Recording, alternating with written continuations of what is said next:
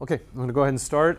This workshop is called More Memory Tricks, and I know some of you were here last week at the regular memory tricks.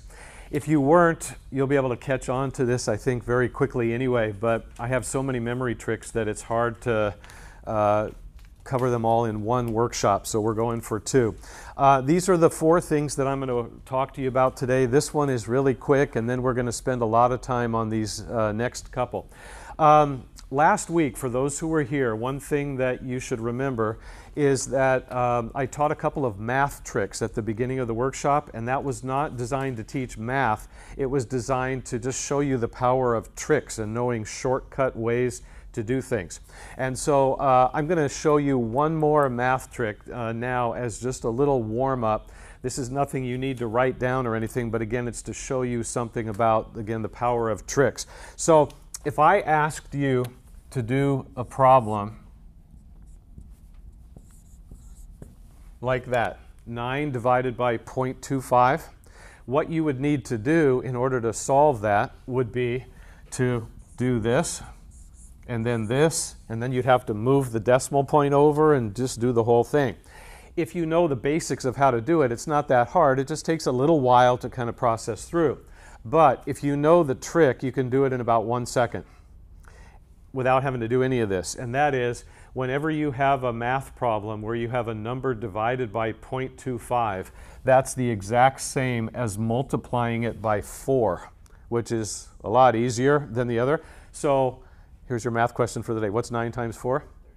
36. Okay, and if you had done all of this and all of that and done it, you would have come up with the same answer. It would have just taken you a lot longer. And so 6 divided by 0.25 would be 24, right? 6 times 4. And the fact that you can do that once you learn this in about 1 second doesn't mean that you're any smarter than you were when you came in here in math. It just means that you know the shortcut, again, the trick. And so the goal of last week's workshop and this week is to show you some applications of how you can use tricks to make your memory absorb more and do better on tests as a result. And that's what these three are going to be all about. Okay, so whether you follow that completely or not doesn't particularly matter for our purposes today. But what I wanted to do first in terms of an actual teaching has to do with mental pictures. And quick recap for those who were not here last week, just so that you have an idea of what we're doing.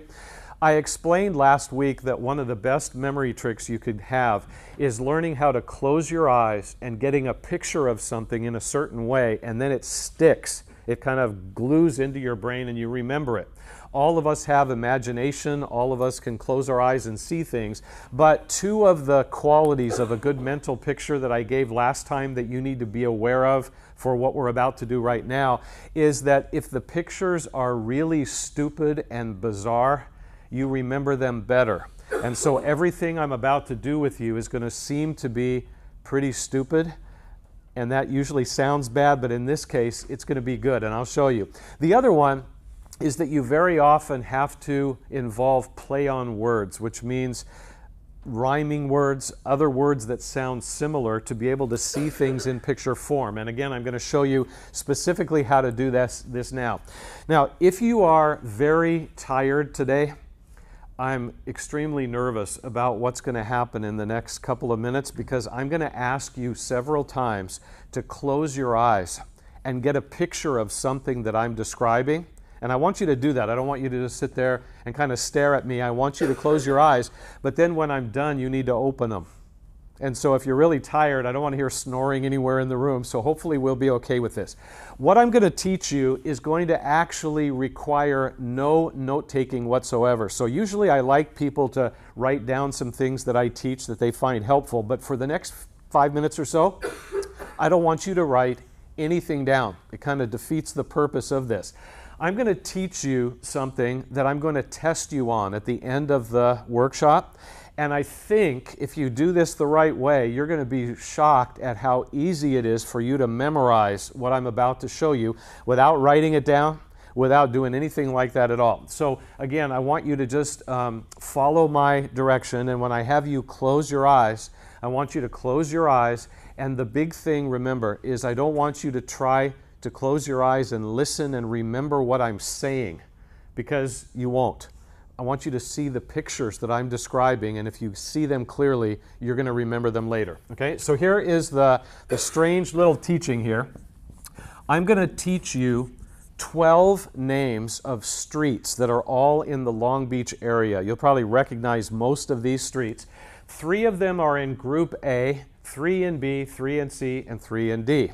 When I give you a test at the end of the workshop, what I'm going to expect you to do is when I give you the name of a street, I expect you to know which group it's in. And a lot of times when you have many things to learn, it's easy to get them mixed up and in the wrong groups. But if you do this right, you're going to be perfect at the end and sort of surprised again how well this worked. So here's the first picture. Okay, we're going to end up with several pictures here. We're going to use the sound-alike word hay. Okay, everybody I think knows what hay looks like, whether it's a big bale of hay or like loose hay or straw. That's a picture I want you to get, and I have a little visual aid here just to kind of make this a little bit even easier for you. The first street in Group A is this one, which is Market. Okay, so this is the first part of the first scene, and again, just follow me with this. Even if it seems weird, you'll find in the end it works. I want you to close your eyes, and I want you to get a picture of the market, the supermarket, and you're walking down the aisle with your cart shopping, but everywhere you look, on the left and the right, on the floor in front of you, there's hay sticking off the shelves, bales of hay in front of you. You have to even swerve your cart around. So I want you to really see that. Again, don't just listen to the words, but try to get that picture in your mind. Okay? Now, you can open your eyes. I'm going to show you something because otherwise you wouldn't get this. As you're going down the aisle, all these people are there. Nothing unusual about that, except they're not shopping. They're standing there kind of blocking your way, and every person you're looking at has something in front of their face. You can't really see their face at all. And what they're doing is they're reading magazines while they're standing there in the market. Well, go ahead and close your eyes, and this is where I want your imagination to work. I want you to imagine all these people in front of you standing there reading magazines, and I want you to even read the cover of the magazine. In other words, what magazine is it that they're reading? Really be specific about it, because that helps. So kind of get that picture in your mind. Okay, and then you can open your eyes, and what street is that supposed to help you remember? Well, this is one of these weird tricks that actually works. It may sound a little bit odd. It's for this one, Magnolia. What does that have to do with what I just described? Well, just this part, the mag as in magazines. If I asked you to close your eyes and get a picture of a magnolia tree, could you do that? Maybe a few of you, but I have no idea what that looks like, so I can't really get a picture of it. But a magazine, that I know, right? So we stick with things that we know. Okay, and then go ahead and close your eyes one more time for this weird picture. You get very angry with all these people in front of you, and you finally say, could you move out of the way? I have to go through and shop. And I want you to imagine every person who has those magazines in front of them lowering the magazine and looking at you. And now you can see them, but in place of their eyes, picture big red cherries right in place of their eyeballs. And imagine as you look at each person what it would look like to see cherries stuck there. Okay, and then you can open your eyes, and that street, if you can't figure out, we're in trouble. That's a simple one, all right? So this one is easy, some are a little bit harder. Okay, now that picture, that weird little picture with the hay in the market, is supposed to connect all those together, and we'll see how that goes later. The second category, we're going to use the letter, or the insect, the bee. Everybody knows what a bee looks like, but don't picture a bee that's like this. Picture one that's the same size you are. That would get your attention in a hurry with the big stinger. So 5 or 6 foot bee coming after you. Okay, the first street in Group B is this one, and that is Park. Okay, so here is a new strange picture I want you to get. Go ahead and close your eyes, and hopefully you're not falling asleep on me with this. Close your eyes and imagine yourself standing in the park, in the playground area where the swings and the slides are. And everywhere you walk in the park, there's this giant bee that is trying to buzz by and sting you. Kind of get that image in your mind. Okay, and then go ahead and keep your eyes closed. You look around the park and there's nobody there. You're all alone except for the bee. And you decide, I haven't gone down a slide since I was a kid and nobody's here to look at me, so I'm going to try it again. And so imagine yourself climbing up the ladder to the top of the slide, but you're in for a shock. When you get to the top of the slide, you see a man sitting up there. You didn't see him before, but there he is. He's dressed in red, bright red. He has a big white beard, and he has big black belt. Okay, who are we talking about? Yeah, Santa Claus. Well, what street is that? Okay, this is another one of those partial ones that still works, okay? And so if you weren't sure who I was talking about, go ahead and close your eyes back up and again imagine Santa up on top of the slide, and then you can keep your eyes closed for the last little part of this, and that is he sits up there and you're waiting and he doesn't go down, so you shove him down the slide, and now it's your turn. And I want you to imagine sitting at the top of a slide, even if it's been a long time since you've done this, and as you drop down, feel what it feels like in your stomach and all of that as you drop, but also as you're going down the slide, I want you to imagine on the left and right side of the slide are beautiful pink roses that are lining the slide. You can even kind of feel them as you're sliding down. So see that picture kind of connected in your brain? Okay, and then you can open your eyes, and that one, which should again be an easier one, is this, is rose. Okay, quick review so far. Where is all the hay? In the market. What is this? Cherry. And again, if somebody walked in right now, they'd think, what in the world are you talking about? What is this? Magazine. Yeah, magazine. And if that's all you said, that's good. Okay, what's it supposed to be? Magnolia. Yeah, magnolia, but who cares? As long as you got that part, you're fine. What is buzzing around the bee, or the park? The bee. And what's on the sides of the slide? Roses. Who's up at the top? Santa. Faye. Yeah, Santa Claus, right? Okay, so we've got two bizarre little scenes or pictures. The third one is the weirdest one of all, so that means you're going to remember this one for sure. We're going to use the sea, the ocean, because you can see a picture of that. So this image is not the most enjoyable, but I want you to try to get it anyway. I want you to try to close your eyes and imagine this. You have fallen overboard off of a ship, and the ship is gone. And you are alone in the cold water, treading water, trying to stay afloat. And you're afraid that the sharks are going to come get you. And you're looking around, wondering what you're going to do. And all of a sudden, I want you to get this image. You look to your left and right and straight ahead of you, and you see hundreds of these little round objects bobbing up and down on the water. And you think, what are those? And you swim over and grab one and look at it. It's an orange. I have no idea what they're doing there, but there are hundreds of oranges on the sea. Okay, so see that clearly. Okay, and then you can open your eyes, and I don't even need to show this to you, but I will anyway. That is street number one. Okay, here's the stupidest one of all. I love this because it's so dumb that you're going to remember it. Close your eyes back up, and here's the image.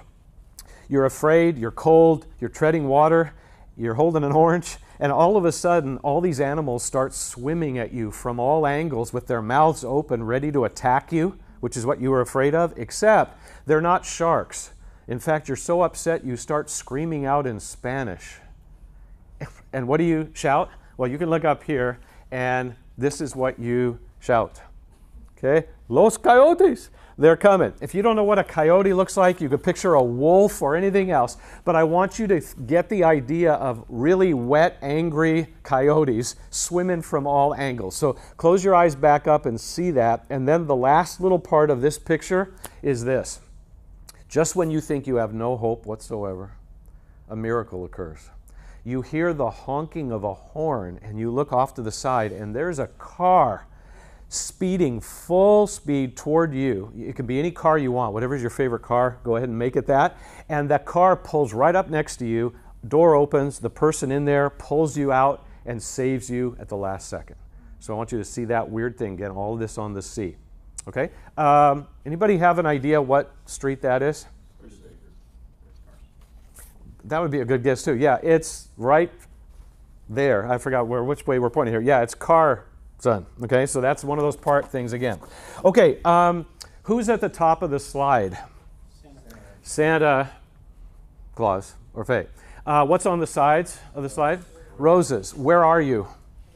In the park, and what is trying to attack you? The bee. Okay. On the sea, what's trying to attack you? Go. Los Coyotes. What comes to your rescue on the sea? Car, son. And what do you see bobbing up and down all over the place? Oranges. Okay. What is all over the market everywhere you look? Okay. And what's everybody doing? They're reading magazines. And what is this again? Cherry. Okay. Now, we are done with 3. We have 1 more to go, and I want to see if you can figure this out. There are 3 more streets. I want you to know them, okay? But I'm not going to teach them to you. So the question is, how can you possibly know something if I don't teach it to you? Well, here's what we're doing. You have 3 pictures, weird ones, that are stuck in your brain, and hopefully they won't disappear. If I ask you on the test that I give you in about like 20, 25 minutes, if I ask you what category is the street Del Amo in, then what's the answer? D. Yeah, D. How do you know that? Yeah, because it's not in A or B or C. So when I give you those 3, you're going to look at me and think, you never... And then you'll get them. These will be the easiest ones. And so it's like you know something without ever learning it. It's kind of another shortcut.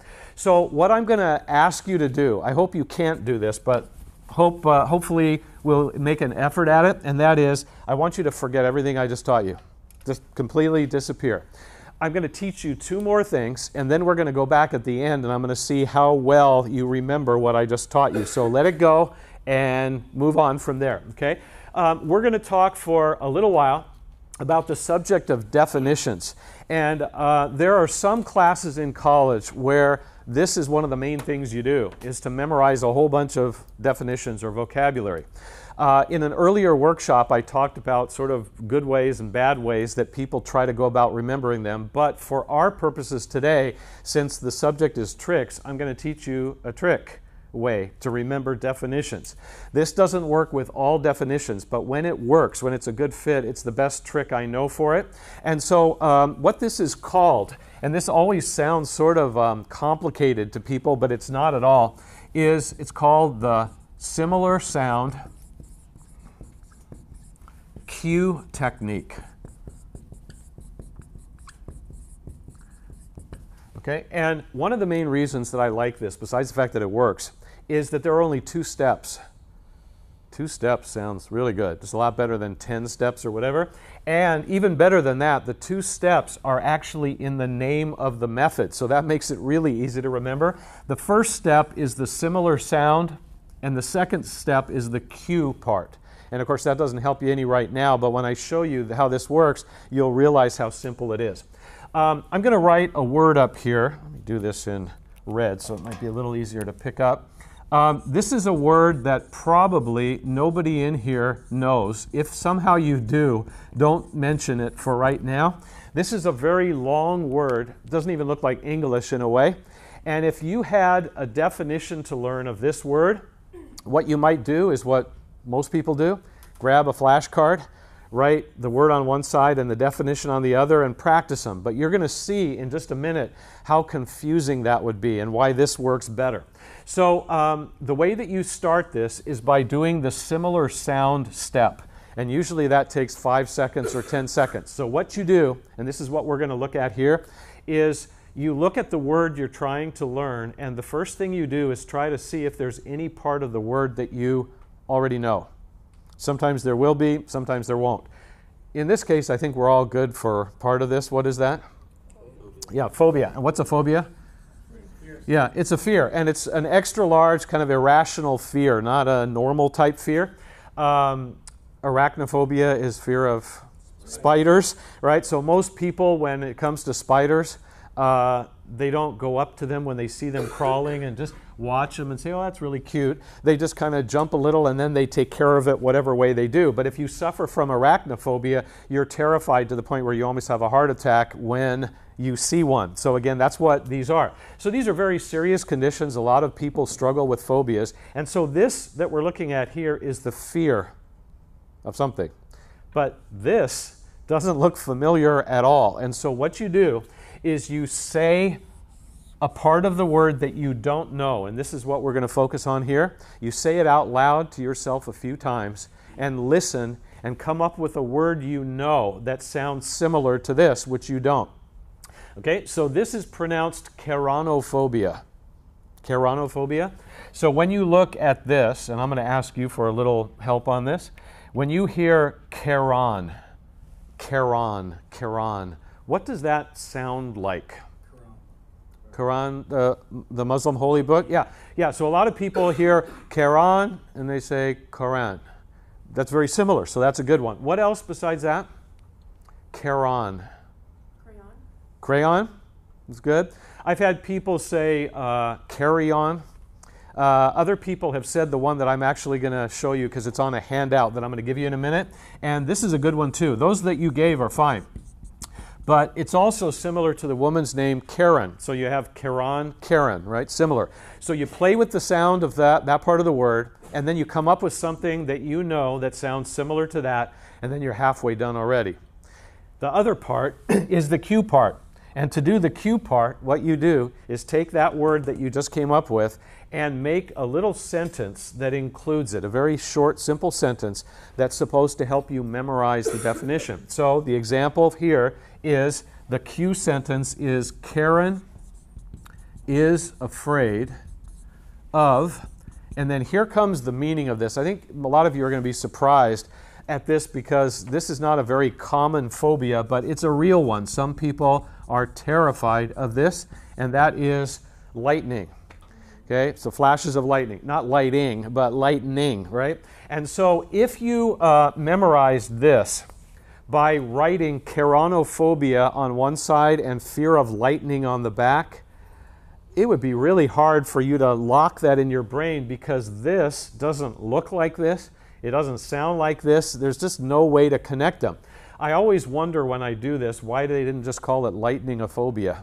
And then we'd all be fine, right? We wouldn't have to make a trick. But this trick, which everybody here has already memorized, because it's really simple, here's what happens. You go to your psychology test. It's probably the class where you would get a bunch of phobias to learn. And you've studied them this way. And you see a question on there that says keranophobia is the fear of, and then gives you 4 choices.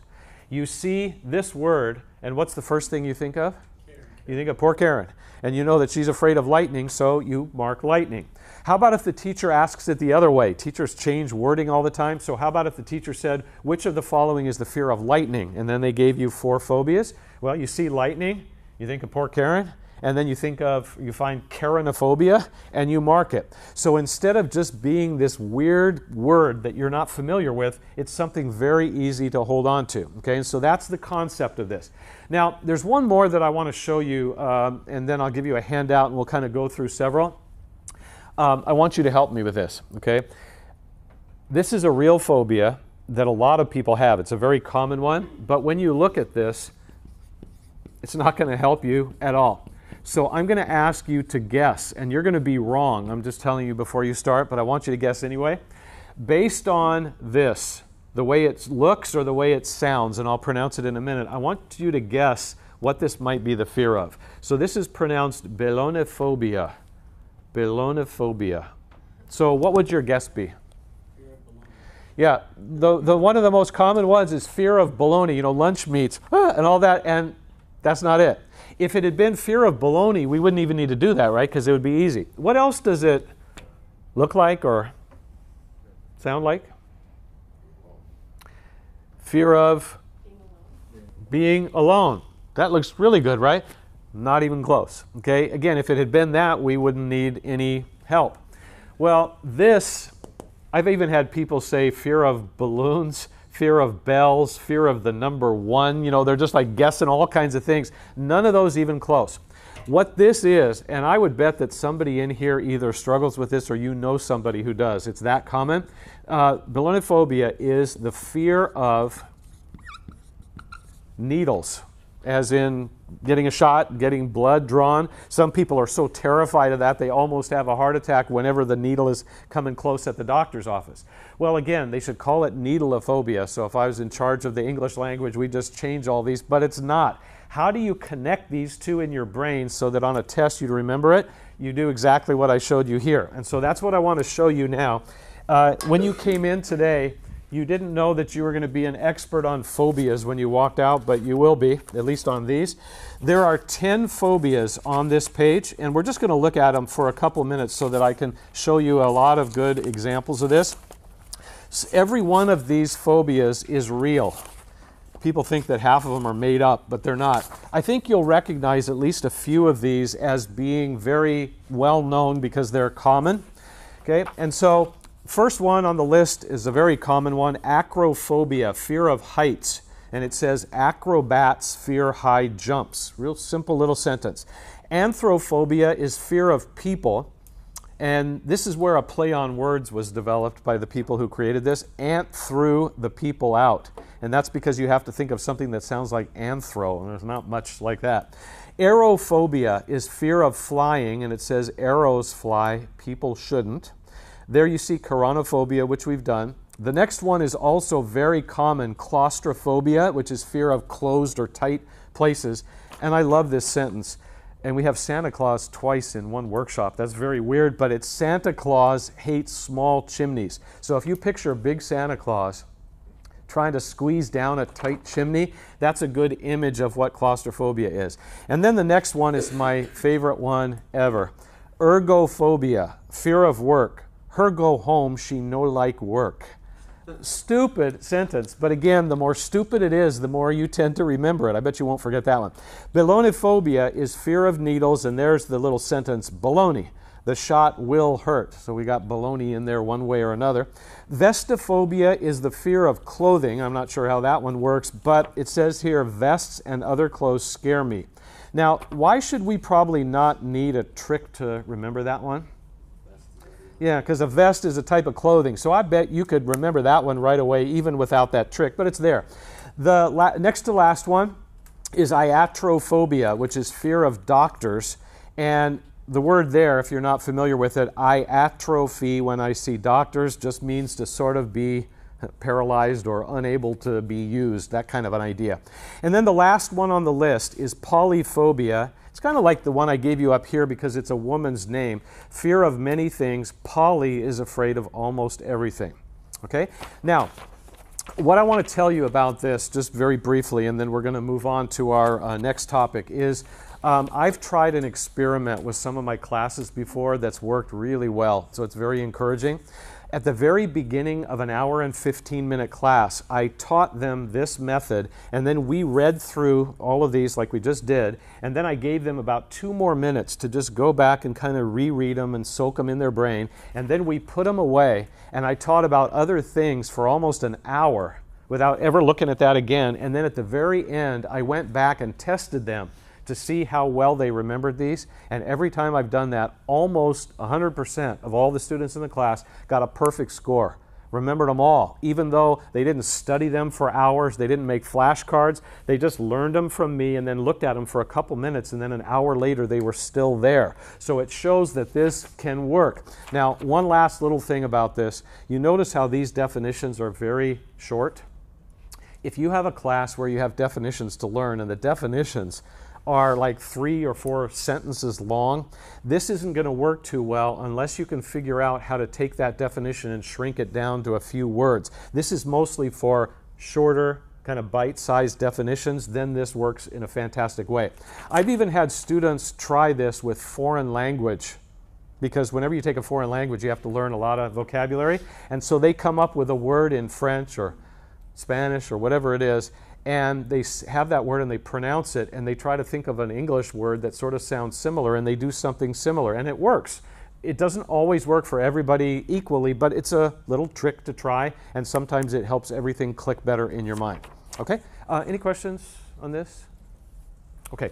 Let me go ahead and start, by the way, sign-in sheet. When that sign-in sheet gets to you, if you could just keep listening, but sign and keep it moving along, I would appreciate that a lot. The last main teaching before I test you to see how well you remember what I taught you before is related to exact locations. And so my little introduction to this is this way. In some classes in college, you are required to memorize locations of things. Geography is an example where a teacher would give you a blank map and you have to remember where everything goes. But the more common one is science classes, like a biology class where a teacher would give you a diagram of the heart or something else and you have to label everything and remember exactly where it goes. Well, under the pressure of a test, no matter how long you study that, you have a tendency sometimes to get things mixed up or put them in the wrong place. And so if you know a trick to help with that, it should make it easier. So what I'm going to do is give you a copy of a handout that would be used in a geography class. This is the example that I'm going to give you. And I know that you are familiar with what you're going to look at here. Some of you probably more than others. But I want you to pretend for what we're about to do that this country, whose map you're looking at, is a country you have never really seen or studied before. It's somewhere on the other side of the world somewhere and you don't know anything about it. Okay? And so if you had this to memorize, that's a lot. Okay? And so one thing I want to say first is that there are two basic ways a teacher could test you on this material. One would be to have you see if you could remember which states belonged in which regions. So that's one way. The other way, the mean way, would be to give you a blank map and have you just start filling in every part of it. Well, the way you study for those, the way you approach those two ways is kind of different. And so I want to show you something that is actually connected in a way to something I taught last week. One of my main teachings in the workshop on memory tricks was about acronyms and acrostics and learning how to use the first letters of words to create other words or sentences that help you remember things. So what I'm going to use as an example for the first part of this is the region idea. How can you remember which states belong in which region? Well, here's the example. I want you to locate the Rocky Mountain region, which you see listed here at the bottom, and of course you can follow the arrow and you see where it is on the map. If I, as your teacher for geography, expected you to memorize the 6 states and know that those are the ones in the Rocky Mountain region, you could stare at it. You could look at them 100 times and try to remember them, and hopefully you would. But again, on test day, when you're nervous, you have a tendency sometimes to blank out. So here's what we do. If I copy the first letter of every one of those, this is what we end up with. Okay, so those are the first letters. Well, one thing you could do is to try to move these letters around and make a word out of them and then use that to easily remember. But I have never, if you can help me with this, that would be great, but I've never been able to find a word that uses all these letters. It doesn't work. So what I do to remember these without even having to look at the map is I use this very strange sentence, and that is, when I drive in the Rocky Mountain region, my car usually needs ice wipers. And there's no such thing exactly as ice wipers, but you kind of get the idea. My car usually needs ice wipers. That's my little sentence I remember. What is that supposed to help you with? Well, all of these letters are the first letter of one of those states. Okay? Now, what I want to do, even though I know you haven't studied this, I want you to take this map and just for a few seconds, I want you to turn it over so you can't see it. And I want to see how you do with this. What state is this? Montana? Colorado? Utah? Nevada? Idaho? And Wyoming. Now, are there other states in the United States that start with these letters? Yes, but you haven't even studied these, and you already kind of know a few. And if you studied it a little bit and you practiced this, then when the time came for your test and your teacher said, list the 6 states in the Rocky Mountain region, you just say, my car usually needs ice wipers, and you write down all these letters, and then all the states just come out. And again, it's a very simple way to remember a group of things. Okay, but the bigger challenge, and this is what I want to focus on for the next few minutes, is what do you do if the teacher is going to give you a blank map and expect you to remember the exact locations. What would be an easy way to remember those? Well, to do this, I want you to look at the lower right corner of the map at the southeast region. That's a much, much bigger region with many more states. Okay, and so as you look and you follow the little arrow up and you see that cluster of states there, what I'm going to do is show you something a little bit like I showed you here, but with a little bit of a twist to it. So as you look up into the southeast region, as you follow the little arrow and you start in right where I'm pointing here at the kind of lower left corner, you see the letters LA, right? What does that stand for? Louisiana. Okay, so we're going to start there and we're going to just use the L. All right. Now, if we went from there across and then back and up and over, we'd forget all of that. So we're going to go in a way that's really easy to remember. What state is right above Louisiana? Yeah, right above is Arkansas. Now, when you see these two letters, LA, what do you think of? Yeah, Los Angeles. That has nothing to do with that part of the country, but that's okay. We're going to use this in our little trick. Okay, if you go from Arkansas and then you just go straight across the southern border of the United States, what's the next state you come to? Mississippi, then Alabama, then Georgia. Okay, what does this remind you of? Yeah, magazine. We already got that sort of from before. Well, this is a really weird coincidence. There's actually a magazine called LA Magazine or Los Angeles Magazine. Again, has nothing to do with that part of the country, but we'll use it as part of our trick. Now, here's a quick question for you. We kind of skipped one, and that was Florida. Why would we not need to include that one in our trick? Yeah, it's recognizable because on any diagram or any map, anything that physically sticks out away from everything else, that's usually really easy to remember just by looking at it once or twice. It's all the stuff buried in the middle that's usually harder. So we're going to just skip that one. Keep going up the coast. What comes after Georgia? South Carolina. So now we have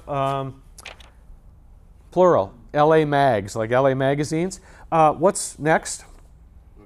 Yeah, North Carolina. And why do we not need to include that one in our trick? Yeah, and I always tell people, if you're in a geography class and you don't know that north is above south, I can't help you, right? So that should be simple. It's like 2 for 1, okay? So we don't need to include north. If we know where south is, we got north. What's next? Straight up? Is Virginia, okay? Well, you know that Virginia is the name of a woman in addition to being the name of a state. So what we have so far, this strange sentence is, when I'm in the southeast, I buy LA Mags for Virginia, which again doesn't make a lot of sense, but it doesn't matter. It's simple to remember, okay? Well, we're out of coastline now, so go left. What's next after Virginia? Yeah, West Virginia, okay? And we shouldn't need to include that either because, again, you should know that west is left. So that means we've done all the states in that region except for 2. Which ones are still left? Yeah, Kentucky and Tennessee. Now, when you create some kind of a memory trick like this, you don't want the trick to be so long that you forget the trick later. So we're going to leave this right here. That's about enough. But I want to ask for your help with this. See how you do, okay? As you look at Kentucky and then Tennessee, it would be easy for a person to remember that those go there, but then when the test came, it would be really simple to get them mixed up, to get them reversed, right? That kind of thing happens all the time. So based on what I taught you at the beginning today about creating weird pictures in your mind to remember things, what could you do to remember that Kentucky is above or on top of Tennessee? So here's what we do. What does this make you think of? First thing, Kentucky. Yeah, most people start getting hungry or whatever, immediately they say fried chicken. Okay, so we're going to use that. How about Tennessee? What does that sound like or rhyme with or anything? Yeah, a lot of people think of tennis, you know, like tennis shoes, tennis racket, tennis ball. Well, here's what people have told me. So I didn't come up with these. This is even weirder than I could come up with. I've had people say they pictured a bucket of Kentucky Fried Chicken here and tennis shoes down there. And so Kentucky's up there, Tennessee's down there. It's a very weird picture, but you'll never get them mixed up. Other people have said I pictured eating a piece of chicken and holding a tennis ball down here. Whatever you come up with, as long as it's sort of creative and weird, it'll stick in your mind. And so by doing these two things, coming up with this and coming up with that Kentucky and Tennessee, if you studied it that way and you just reviewed it a few times and then the teacher gave you a blank map of that part and you knew, okay, I'm starting in the lower left with Louisiana, Arkansas, you'd end up getting every one of them right. And so what a lot of students tell me when I ask them, how do you study for a map test or a diagram test, they say, I just stare at it, open my eyes really wide and stare at it a lot and hope that it soaks in. That's a bad move. And so you want to come up with some creative way, whether it's like this or something else, to be able to remember it under the pressure of a test. Okay, so that's the purpose behind this. Okay, any questions on this one? All right, last thing that we're going to do today is for me to give you your test. Okay, so if you want it on the back of this, or you could do it on notebook paper or whatever, I want you to number from 1 down to 12. From 1 down to 12. And then I'm going to just give you a really quick instruction. And then I'm going to be off and running on this little quiz. And again, sometimes when people hear the word test or quiz, they get nervous. Don't get nervous. You're not turning this into me. But we'll see how you do. Okay, I'm going to read all those street names, all mixed up in a mixed up order. And what I want you to do for each one of them is, this is like regular multiple choice. Put down A, B, C, or D as the category that it's in. Take a few seconds and get the picture that this goes with. This one, this one. Remember what I said about this one, and then you're ready, and you should be able to do great. Okay, so again, you're just putting A, B, C, or D. Number 1 is orange. So if you have to kind of look up there, just think of the pictures and put down the group. Number 2, market. Number 3, cherry.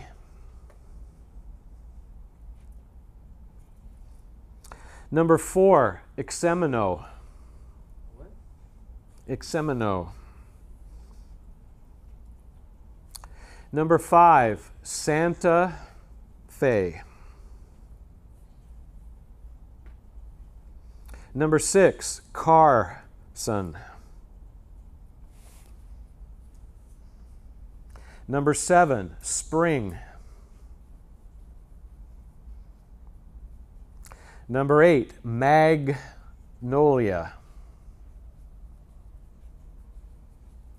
Number 9, Studebaker.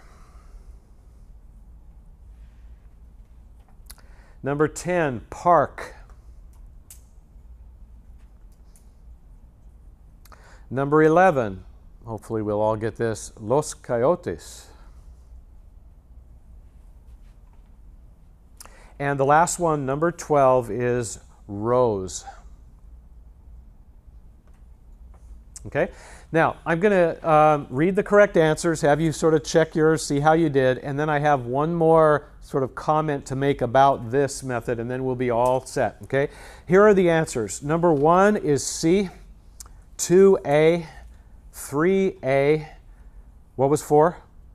D, right, so that should have been easy. Number 5 was B, 6C, 7D, 8A, 9D, 10B, 11C, and 12B. Okay, anybody get them all right? That's several. How many missed 1 or 2?